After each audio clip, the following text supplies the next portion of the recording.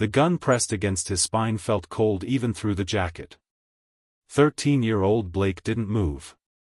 Didn't breathe. The man behind him spoke rapid Korean, words Blake had learned to recognize over 6 months running errands for the crew. Gun. Money. Move. He moved. They walked him down the alley behind the restaurant on 5th Street in Los Angeles, away from the main road where people might see. Blake's hands were zip-tied behind his back. Plastic cutting into his wrists. He'd stolen $40 from a pickup. Thought nobody noticed. Stupid. The older guys always noticed. Please. Blake's voice cracked. Still hadn't dropped all the way. I'll pay it back. The man behind him laughed.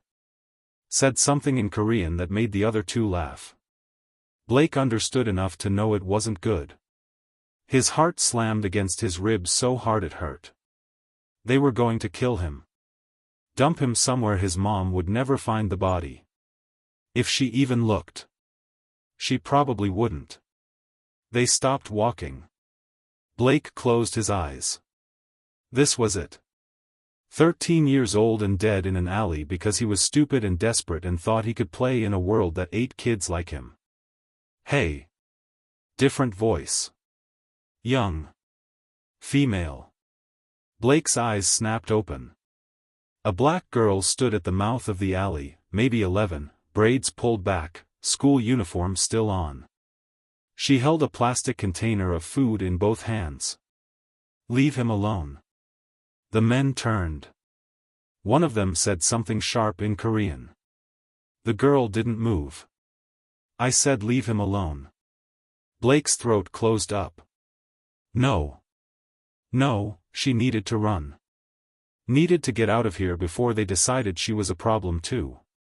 He tried to shake his head, tried to signal her to go, but she wasn't looking at him. She was looking at the man with the gun. You speak English? She asked. The man tilted his head. Smiled. It was the worst smile Blake had ever seen. Little girl should go home. Not until you let him go. Blake's legs went weak. She was going to get hurt. They were both going to get hurt. He pulled against the zip ties, felt the plastic cut deeper, felt blood drip down his fingers. The girl took 3 steps forward. Held out the container of food. He's hungry, she said. That's why he stole. I'll give you this if you let him go. The men looked at each other. One of them said something. They all laughed. The girl didn't lower her hands. I'm serious. Sienna. If you're enjoying this story, hit that subscribe button now for more like this. An older woman appeared behind the girl, grabbed her shoulder. Grandmother, Blake thought. Had to be. Same eyes. The woman started pulling the girl backward, speaking fast, but the girl planted her feet. Not until they let him go. The grandmother looked at Blake. Looked at the men. Her face changed. Got hard. She said something in Korean.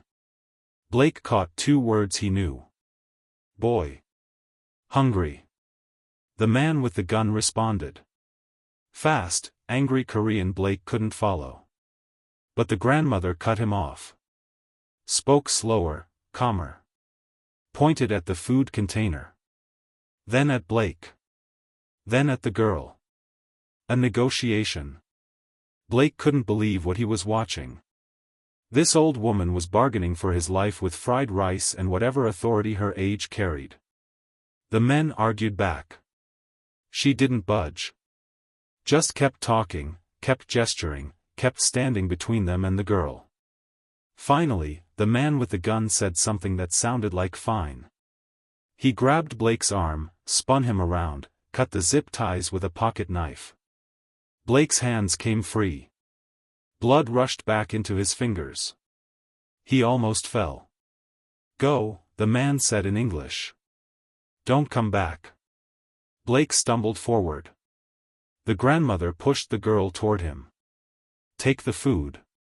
Run. Sienna shoved the container into Blake's chest. Their eyes met. Hers were dark brown, fierce, unafraid. His were probably wild with fear. "Run," she said. They ran. Blake didn't know where they were going. Just followed the girl as she darted through alleys, around corners, under fire escapes. His lungs burned. His wrists were still bleeding. The container of rice pressed against his ribs, still warm. They finally stopped 6 blocks away, behind a laundromat. Blake bent over, gasping. Sienna checked the street, then looked at him. "You okay?" Blake nodded. Couldn't speak yet. "Eat." She pointed at the container. His hands shook when he opened it. Rice with vegetables and some kind of meat. His mouth watered so fast it hurt. He ate with his fingers, barely tasted it, just needed it inside him. Hadn't eaten in 2 days. Maybe 3. Sienna watched him. Didn't say anything. Just stood guard at the corner of the building, scanning for trouble. When Blake finished, he wiped his mouth with his torn sleeve. "Why'd you do that?" "Do what?" "Save me." Sienna shrugged. "You were hungry. You don't even know me." "So?" Blake stared at her. 11 years old and she just faced down 3 armed men like it was nothing. Like his life mattered more than her safety.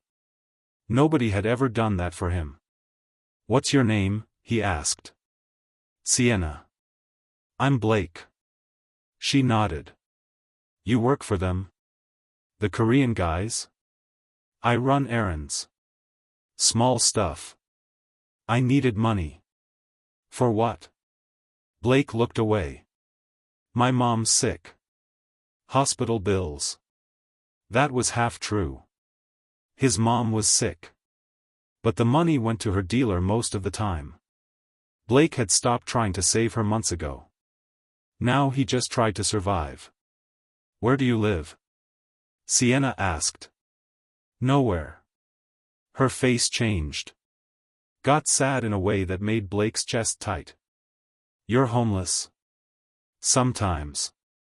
"Where's your dad?" "Prison. Maybe dead." "Don't know." Sienna bit her lip. Thinking. Then she reached into her backpack, pulled out a granola bar. "Here. You already gave me rice. Take it anyway. For later." Blake took the bar. Their fingers brushed. Hers were warm. "Thank you," he said. Meant it more than he'd ever meant anything. Sienna smiled. "Small, but real. Meet me here tomorrow. Same time. I'll bring more food." Blake's throat went tight. "Why?" "Because you're still going to be hungry tomorrow." She turned to leave. Blake grabbed her arm without thinking. She looked back. "They'll hurt you if they see you helping me. Then don't let them see." "Sienna, I'm serious. Those guys don't mess around." Her jaw set. That fierce look came back. "Neither do I." She pulled free, walked away. Blake watched her go, the granola bar clutched in his bleeding hand, something warm spreading through his chest that felt dangerous and necessary at the same time. Hope. Blake showed up the next day. And the day after that. And the day after that. Sienna brought food every time. Rice, sandwiches, fruit, whatever she could carry without her grandmother noticing. They met behind the laundromat at 4:30, after her school let out, before the dinner rush started at the food truck. Blake learned things about her in pieces. She lived 3 blocks away in a cramped apartment above a dry cleaner. Her parents worked 2 jobs each, barely home. Her grandmother ran the food truck, had for 20 years, fed half the neighborhood at cost. Sienna wanted to be a nurse. She read books about anatomy during lunch. She was smart, way smarter than Blake, but never made him feel stupid. He told her things too. About the crew. About the errands that were getting more dangerous. About his mom who didn't recognize him half the time. About sleeping in abandoned buildings and stealing clothes from donation bins. Sienna listened. Never judged. Just listened and brought more food the next day. 3 weeks in, she brought a jacket. Blue, warm, barely worn. My cousin outgrew it, she said. Blake knew she was lying. The jacket still had tags inside. But he took it anyway, put it on right there. It fit perfect. Thank you. You keep saying that. Because I mean it. Sienna looked at him. Really looked. Like she was trying to see something beneath the dirt and bruises. You're a good person, Blake. He laughed. Bitter. I work for criminals. You're 13 and trying to survive. That's different. I've done bad things. So do better things. It's not that easy. I didn't say it was easy. I said do it anyway. Blake wanted to argue. Wanted to explain how the world worked, how people like him didn't get to choose better. But Sienna's eyes were so steady, so sure, that the words died in his throat. Maybe she was right. Maybe he could try. Winter came fast that year. November hit and the temperature dropped 20 degrees overnight. Blake's jacket helped but his shoes had holes. His feet went numb during the night, painful during the day. He tried to hide it when he met Sienna but she noticed anyway. She always noticed. Your shoes are falling apart. They're fine. Blake. I said they're fine. The next day she brought sneakers. Men's size 8. New. Sienna, no. Try them on. Where'd you get these? Don't worry about it. Did you steal them? She gave him a look. My grandmother bought them. She knows about you. Blake's stomach dropped. She knows? I told her. She wants to help. Sienna, those guys from the alley, they know your grandmother, if they find out she's helping me. They won't. You don't know that. Sienna grabbed his hand. Squeezed. Her skin was warmer than his, always was. Blake, listen to me. My grandmother said you deserve kindness. She said the world's already cruel enough without good people standing by and watching. So we're not watching anymore. We're helping. And you're going to let us. Blake's vision blurred. He blinked hard. Couldn't cry. Wouldn't. I don't deserve this. Yes, you do. You don't even know me. I know enough. He put on the shoes. They fit perfectly.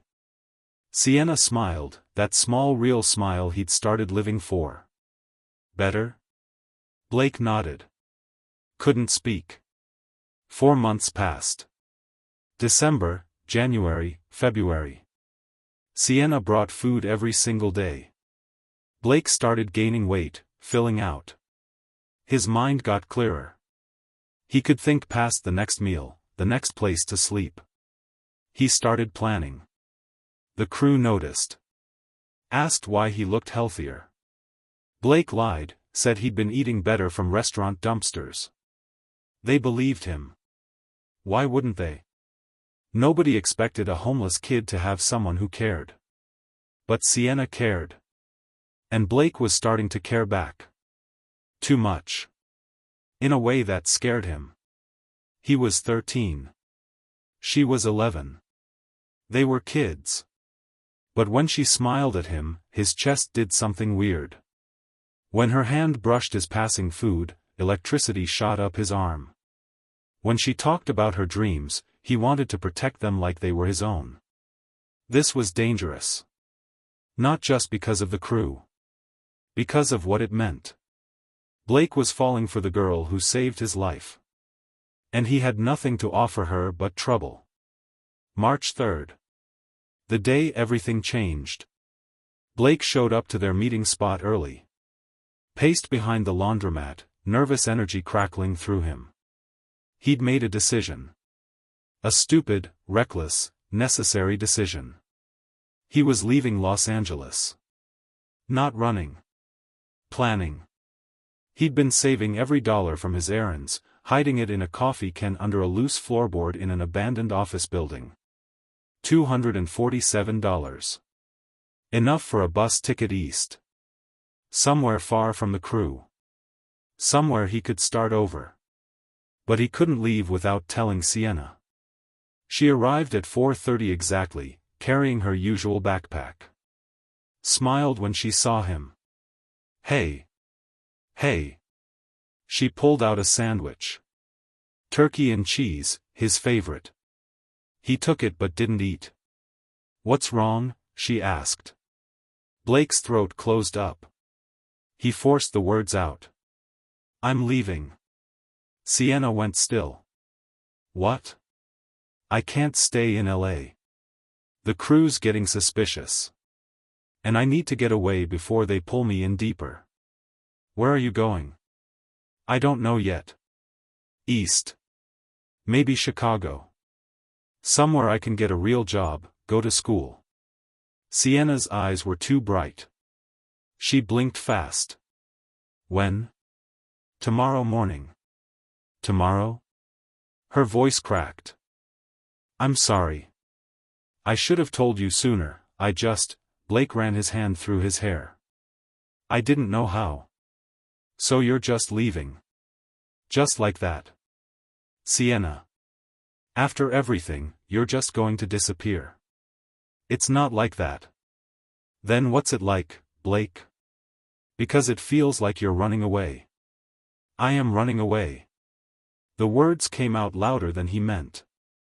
I'm running away because if I stay here, I'm going to end up dead or in prison. And I can't do that. Not after you gave me a chance to be something better.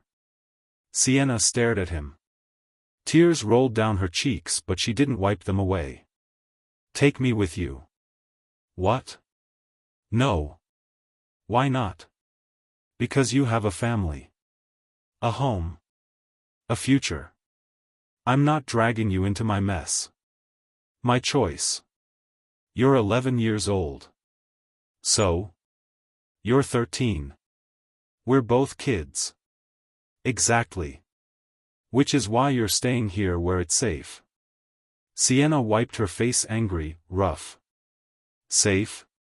You think I'm safe? My neighborhood's full of gangs. My parents work so much I barely see them. My grandmother's getting old and sick and nobody talks about it. I'm not safe, Blake. I'm just surviving. Same as you. Blake wanted to argue but couldn't. She was right. They were both just surviving, clawing through each day, hoping for something better that might never come. I'll come back for you, he said.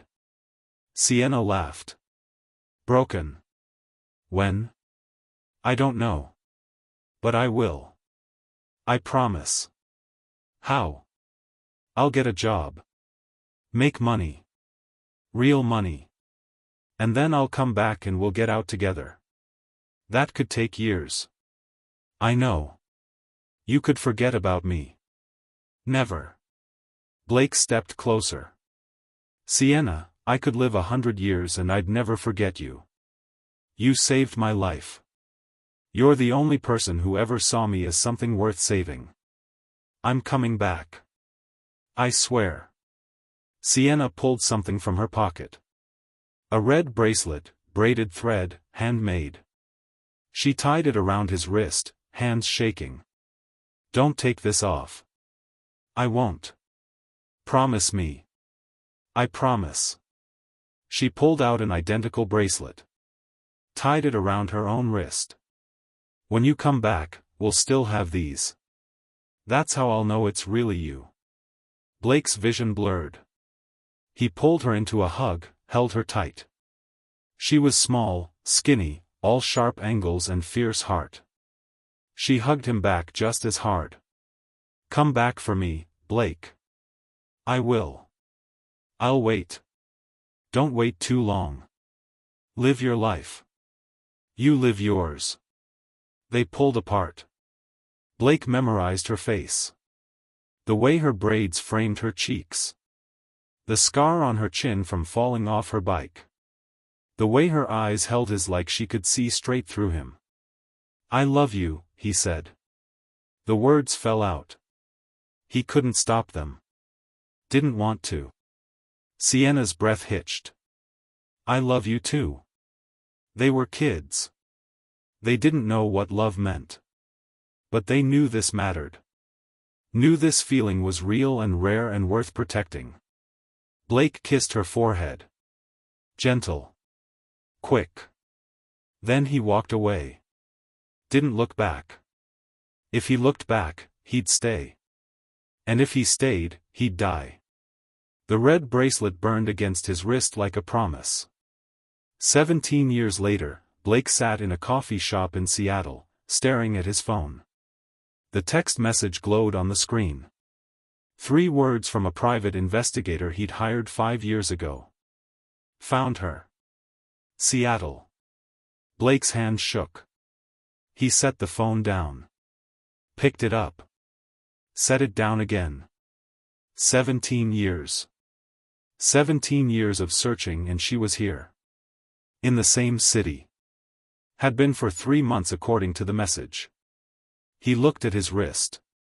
The red bracelet was still there. Faded to almost pink now.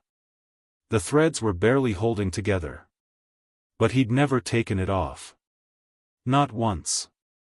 Blake was 30 years old now. Nothing like the starving 13-year-old who'd left LA with $200 and a dream. He'd made something of himself. Just not the way anyone would have guessed. Chicago had been hard. He'd worked construction for 2 years, saved every penny.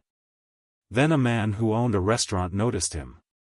Noticed he spoke a little Korean, picked up from the streets. Offered him a job. Better pay. Blake took it. That's when things changed. The restaurant owner had connections. To the organization. The same organization Blake had run from in LA. They were everywhere, it turned out. You couldn't escape them. You could only choose which side you were on. Blake chose survival. He started small. Running numbers. Managing shipments. Learning the business from men who'd been doing it for decades. He was good at it. Too good. By 21, he was managing 3 restaurants. By 25, he was overseeing operations in 2 states. But he never forgot why he was doing it. Every dollar he made, he thought about Sienna. About the promise. About coming back with enough money to give her a better life. Then 5 years ago, everything changed. Blake was 25. The organization wanted him to do something he couldn't live with. Hurt a family. A father who couldn't pay protection money. His kids would watch. Blake said no. You didn't say no to the organization. But Blake had leverage. He'd made them too much money. Knew too many secrets. Built too many connections. So they made a deal. He could walk away. Go legitimate. Start over. But he'd owe them. One day, they might call in the favor. And when they did, he'd have to answer. Blake took the deal. He'd spent the last 5 years building something clean. Real estate. Restaurants. Import businesses. All legal. All profitable. He employed people who needed second chances. Former gang members who wanted out. People coming home from prison. Kids aging out of foster care. People like him. He'd become successful. Wealthy, even. But every night he looked at that bracelet and wondered if it was enough. If he was worthy of the girl who'd saved his life. Now he had the chance to find out. Blake picked up his phone. Dialed the investigator. Where is she? Community center in the Central District. Works there as a youth counselor. Teaches art classes to at-risk kids. Blake's chest tightened. Of course she did. Of course Sienna spent her life helping people. Address? The investigator gave it. Blake wrote it down with shaking hands. Anything else I should know? She's not married. Lives alone in a small apartment 3 blocks from the center. Keeps to herself mostly. Her co-workers say she's dedicated. Shows up early, stays late. Eats lunch at her desk. Takes the bus everywhere. Thank you. Blake hung up. Sat there for a long moment. His coffee had gone cold. The shop was starting to fill with the evening crowd. People laughing. Living their lives. None of them knowing Blake's entire world had just shifted. He stood.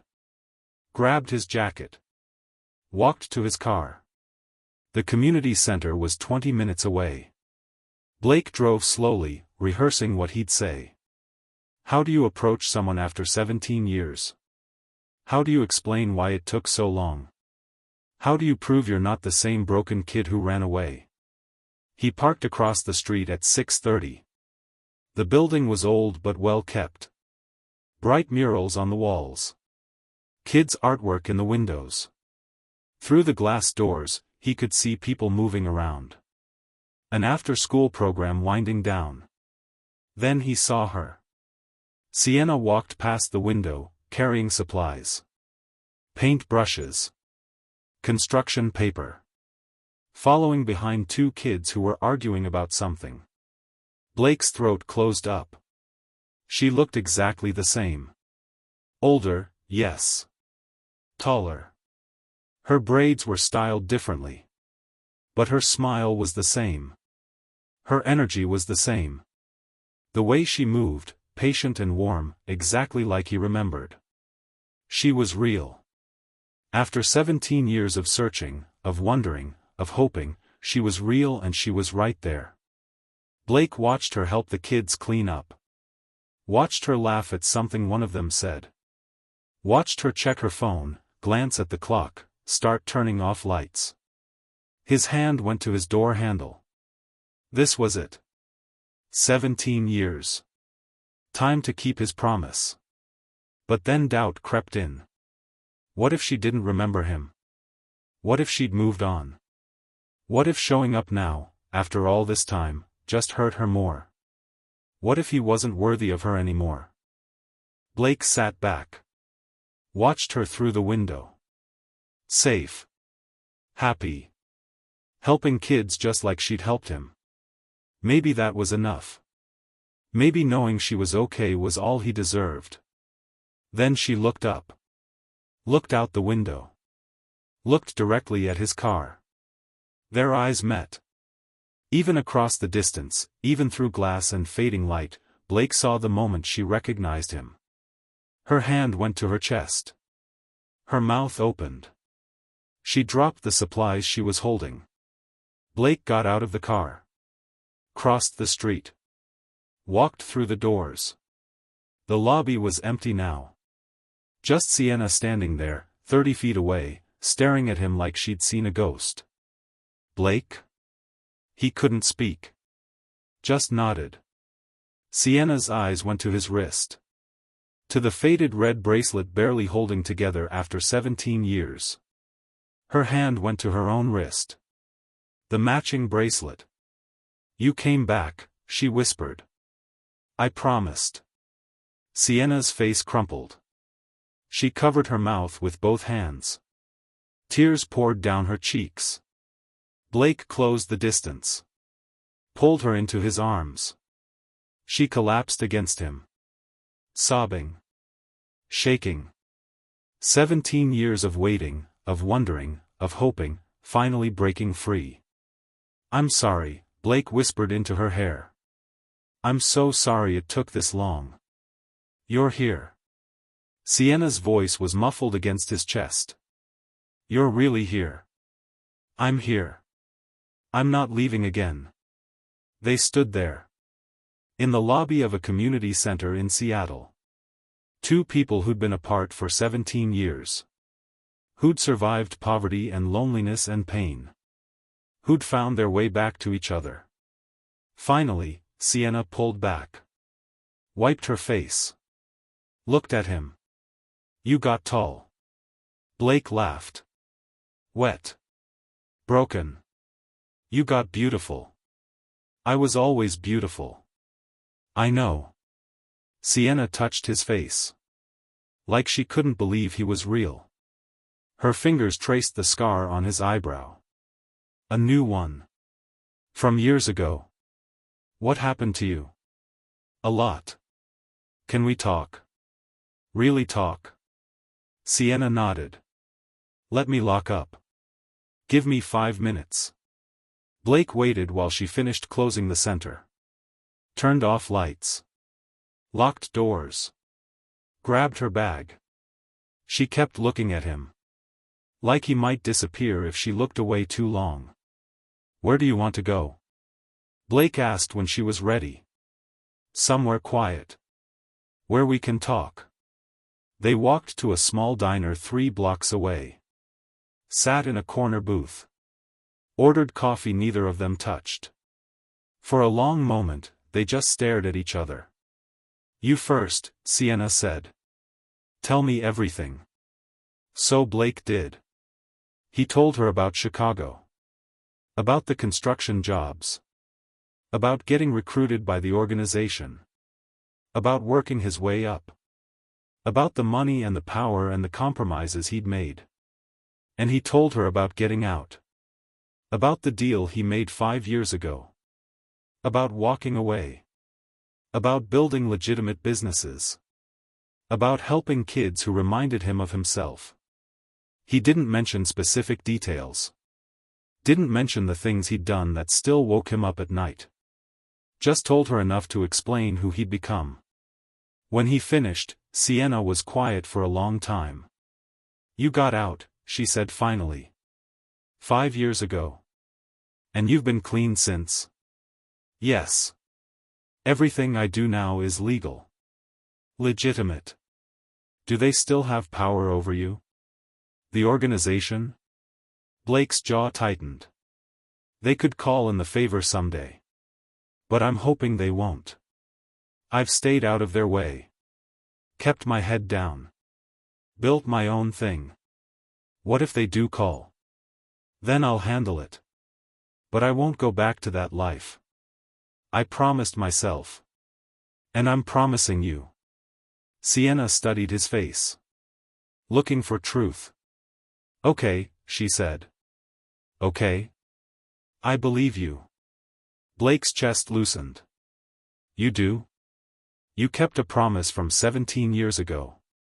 Wore a bracelet for 17 years. If you say you're out, I believe you. He brought her hand to his lips. Kissed her knuckles. Tell me about you, he said. What happened after I left? Sienna took a breath. Started talking. She told him about her grandmother. How the old woman had cried when Blake left. How she'd told Sienna that some people are meant to leave so they can learn to come back. She told him about finishing school. About her family moving to Oakland, then Phoenix, chasing work. About barely scraping by. About her grandmother dying when Sienna was 19. She told him about college. Community college at first. Then transferring. Getting a degree in social work. Wanting to help kids like Blake. Kids who fell through the cracks. And she told him about coming to Seattle 3 months ago. About the job at the community center. About starting over. About wearing the bracelet every single day and wondering if he'd ever find her. When she finished, Blake was holding her hand so tight his knuckles were white. I looked for you, he said. For 5 years I looked. Hired investigators. Tracked your family's moves. The trail went cold. We moved a lot. I'm sorry. Don't apologize. You lived your life. That's what I wanted.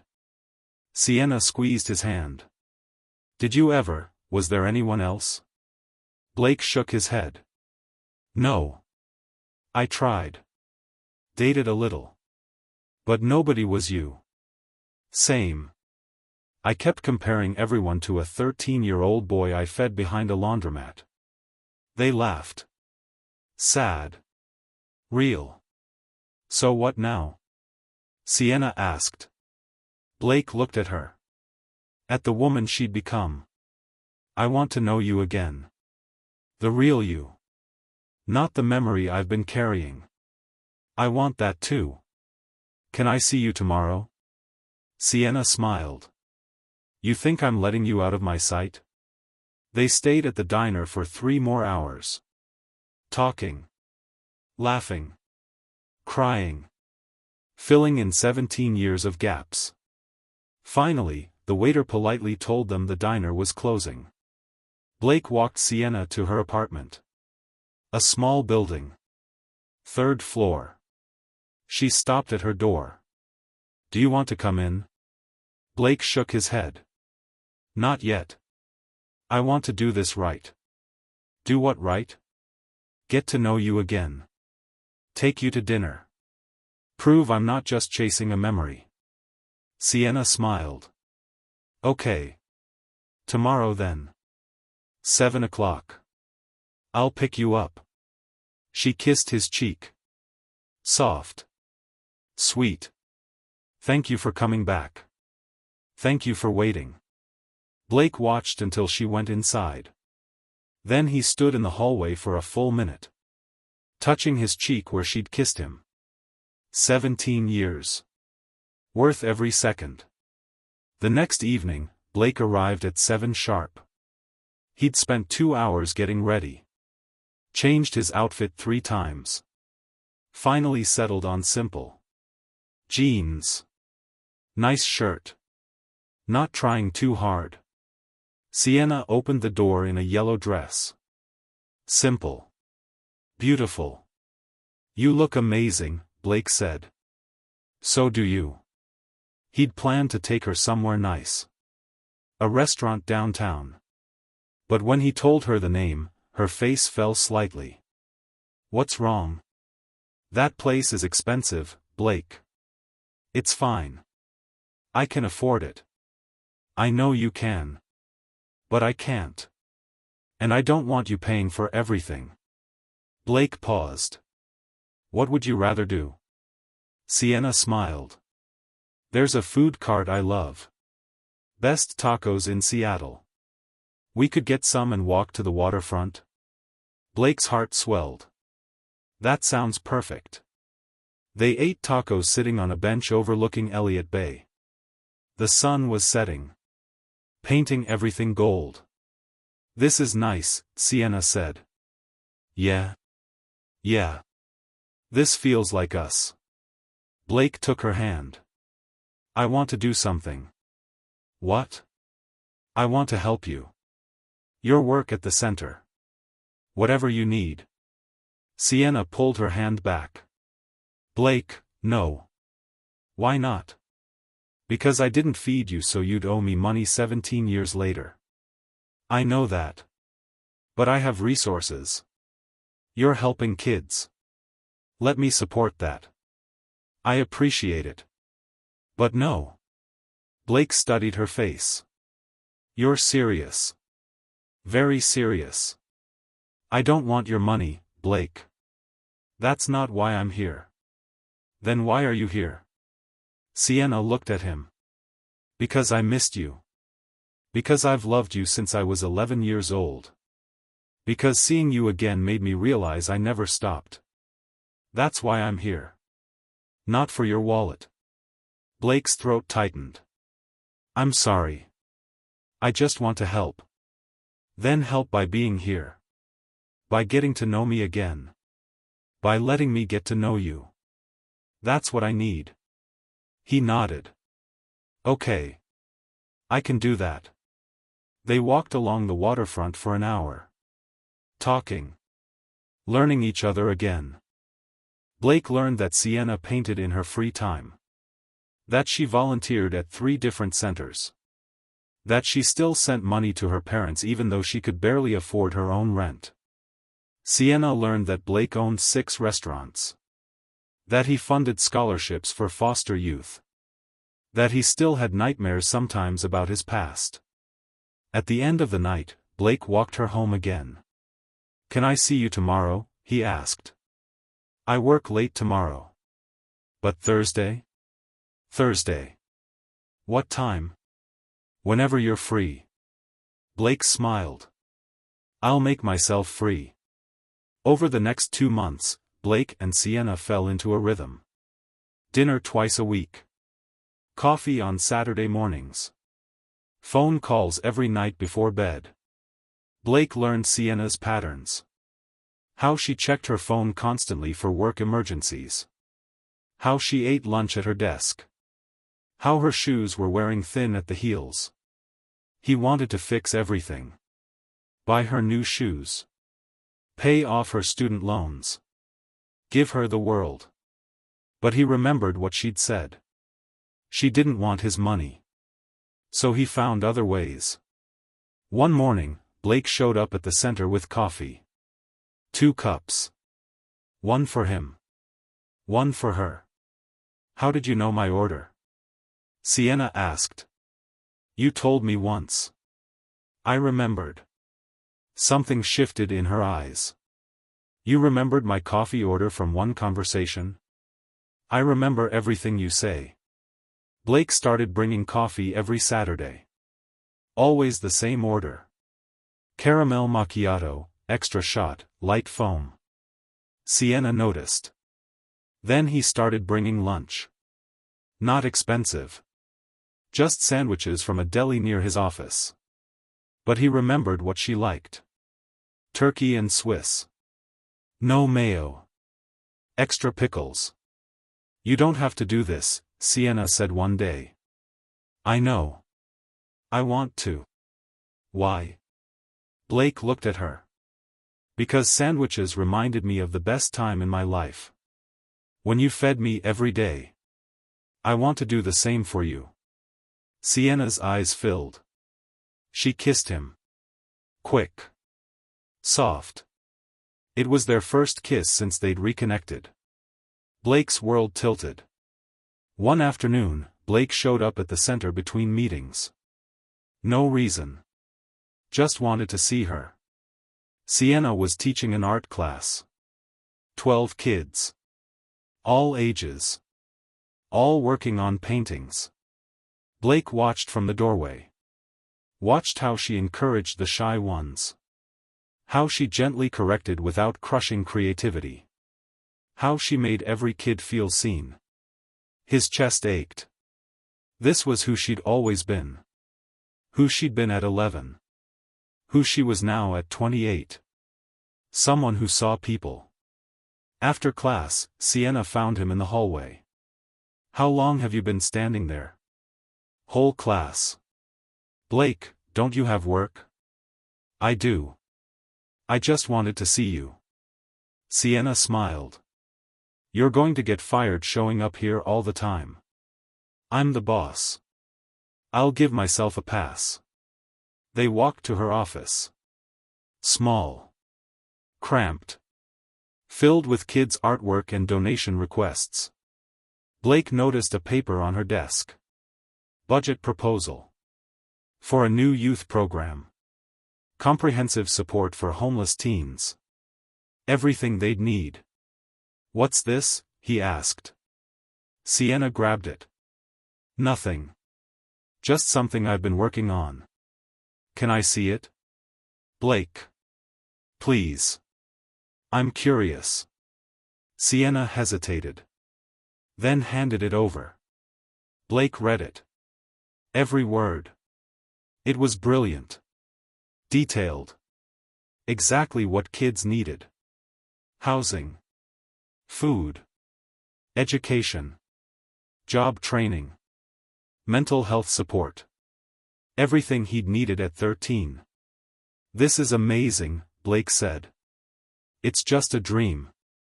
We'd need $500,000 to start. The center doesn't have that kind of money." Blake looked at her. "What if someone else did?"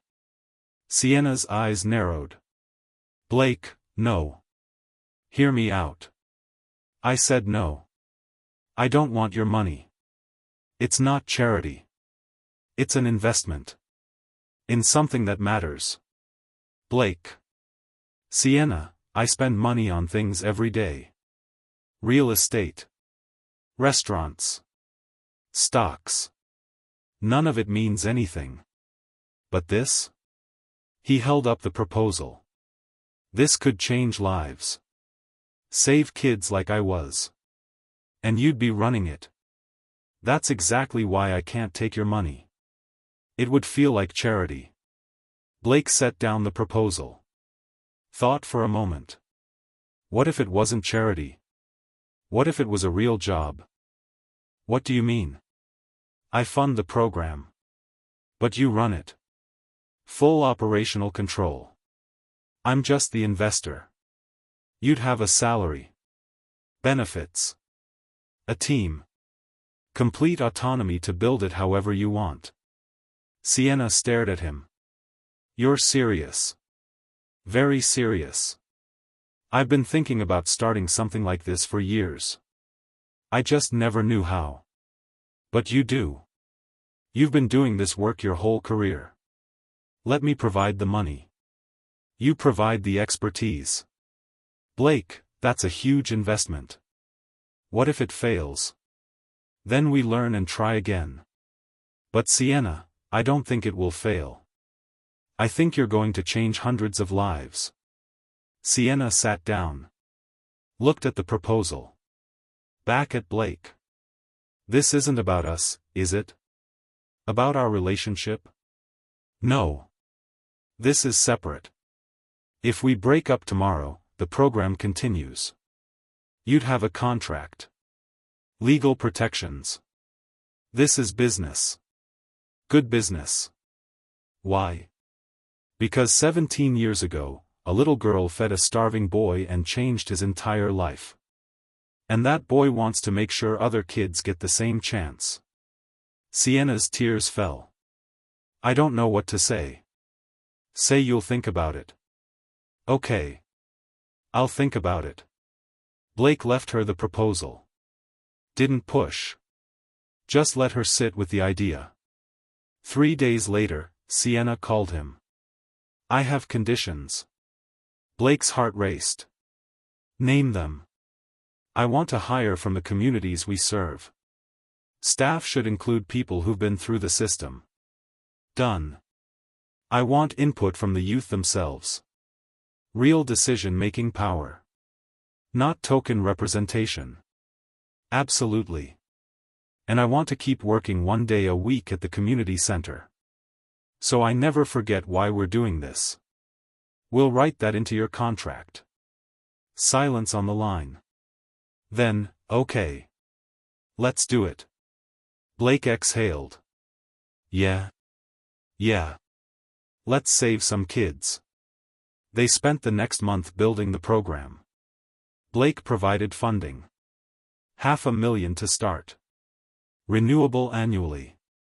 Sienna designed everything. Services. Structure. Hiring plans. Outreach strategies. They met 3 times a week. Sometimes at Blake's office. Sometimes at coffee shops. Sometimes at Sienna's tiny apartment. Blake learned how Sienna worked. Thorough. Thoughtful. Never cutting corners. Always putting the kids first. Sienna learned how Blake worked. Efficient. Decisive. But always deferring to her expertise. One evening, they were working at her apartment. Reviewing job descriptions. Blake looked up and realized Sienna was staring at him. What? He asked. Nothing. Just. I never thought I'd be doing this with you. Doing what? Building something. Together. When you left LA, I thought I'd never see you again. Blake set down his laptop. I almost didn't come back. What do you mean? That first night. When I found you. I sat in my car for 20 minutes. Watched you through the window. Almost drove away. Why? Because I was scared. Scared you'd moved on. Scared I wasn't worthy anymore. Scared I'd hurt you more by showing up. Sienna moved closer. What changed your mind? You looked at the window. Right at my car. And I saw your face. And I couldn't drive away. She took his hand. I'm glad you didn't. Me too. They sat there. Her small apartment. Laptop between them. Plans for a program that would change lives. Blake realized something. I'm falling in love with you again, he said. Sienna smiled. Again? You never stopped. Neither did you. No. I didn't. Blake kissed her. Soft at first. Then deeper. 17 years of longing finally closing. When they pulled apart, both were breathless. Blake, I need to know something. Anything. Is this real? All of this? The program, us, everything? It's real. How do I know? Blake pulled up his sleeve. Showed her the bracelet. Barely threads now. I wore this every single day for 17 years. Through everything. It's real, Sienna. You're real. This is real. Sienna pulled him close. Okay. I believe you. They launched the promise 3 months later. A converted warehouse in South Seattle. Kitchen. Sleeping area. Classrooms. Everything they'd planned. Sienna hired a team. A former foster youth as assistant director. A social worker who'd been homeless. A counselor who understood trauma. Blake funded it. But stayed in the background. This was Sienna's program. They served their first meal to 15 kids. Homeless. Hungry. Scared. Sienna greeted each one. Blake helped serve food. One kid, a 15-year-old girl named Taylor, asked Sienna why they were doing this. Because someone helped me once, Sienna said. When I needed it most. Now it's my turn. Taylor looked at Blake. You too? Blake nodded. Me too. Each kid received a red bracelet. A reminder that someone believed in them. By the end of year 1, the promise had served 300 kids. 47 found permanent housing. 62 enrolled in school. 38 got jobs. Blake and Sienna ran board meetings together. Reviewed outcomes. Celebrated wins. Mourned losses. They were partners. In work. In life. One evening, a year after the promise opened, Blake took Sienna to the waterfront. Same bench where they'd eaten tacos on their first date. I have something to ask you, Blake said. Sienna smiled. What? Blake got down on one knee. Sienna's hand covered her mouth. Sienna Brown, I made you a promise 17 years ago. I promised I'd come back. I kept it. Now I'm making you another promise. I promise to love you every day. To see you. To choose you. To build a life with you. Will you marry me? Sienna was crying. Laughing. Yes. Yes, I'll marry you. Blake slipped a ring on her finger. Simple. A red stone. Ruby. The color of the bracelets. They kissed. Deep. Real. Two people who'd found each other twice. Who'd kept a promise across 17 years. Who'd built something beautiful from hunger and hope. They got married 3 months later. Small ceremony at the promise. The kids decorated everything. Sienna walked down the aisle in a simple dress. Blake wore a suit. Both wore their original bracelets. Barely threads. But still there. They exchanged vows. I promise to show up. Every day. No matter what. I promise to believe in you. The way I did when we were kids. They kissed as husband and wife. The reception was at the promise. Food from Blake's restaurants. Music. Dancing. The kids performed. Sang. Told stories about how the program had changed their lives. Blake and Sienna danced. Slow. Close. We did it, Sienna whispered. We did. 17 years. Worth every second. Late that night, they stood outside the promise. Looking at the building. Lights still on. Kids still inside. Safe. This is just the beginning, Sienna said. What do you mean? I want to expand. Open more locations. Help more kids. Blake smiled.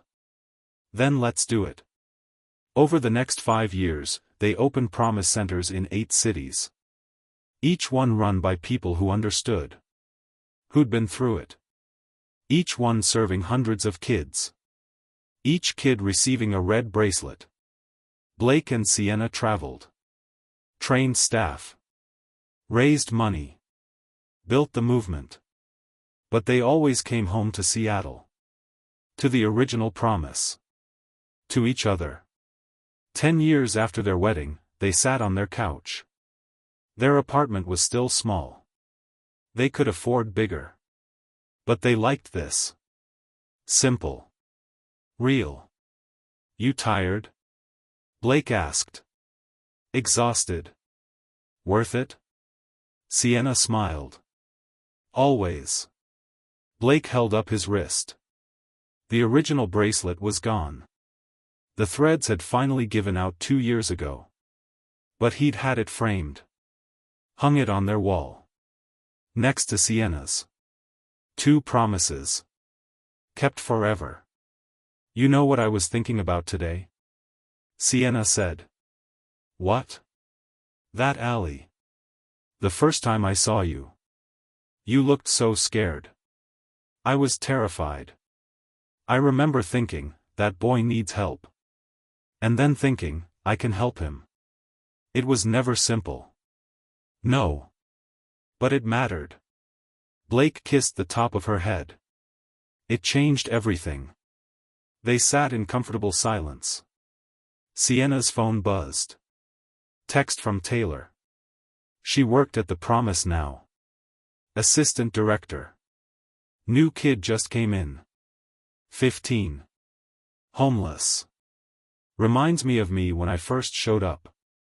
Sienna showed Blake the message. You want to go back? He asked. Tomorrow. Tonight I just want to be here with you. Okay. They held each other. 2 people who'd survived everything. Who'd found each other twice. Who'd kept a promise that changed thousands of lives. Outside, Seattle hummed. Inside, 2 people who'd started with nothing had everything that mattered. Each other. If you're reading this and you're hungry, scared, alone, convinced nobody cares. You're wrong. Somewhere, there's a Sienna looking for you. Somewhere, there's a Blake who understands. Somewhere, there's a promise center with food and hope and people who believe in you. Don't give up. Hold on one more day. Your person is coming. And if you're reading this and you have something to give. A sandwich. A smile. A moment of kindness. Give it. You never know whose life you'll change. Sienna gave Blake a sandwich. He built a movement. She saved 1 boy. Together they saved thousands. The math of kindness doesn't add up. It multiplies. Start somewhere. Start small. Start now. Be someone's Sienna. Be someone's Blake. Keep the promise alive. Blake and Sienna are still running the promise. Still helping kids. Still choosing each other. Every single day. The bracelets are framed on their wall. But the promise lives on. In every kid they help.